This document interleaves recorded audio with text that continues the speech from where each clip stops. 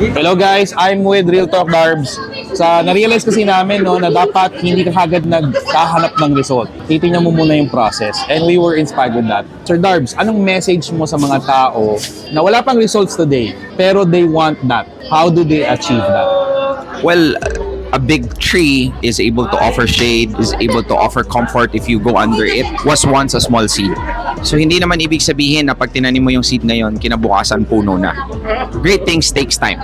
And if ever in trading is the same thing, not just in trading but life in general, na may mga bagay talaga that basically takes time. Tulad nga na sinabi nila, a specific cookie can be cooked at a certain degree. Hindi ibig sabihin na pag crank up mo yung cookie para mabilis maluto, it will not be the case. Yup. Kasi kailangan mo siyang lutuin at a specific hour at a specific temperature. Nice.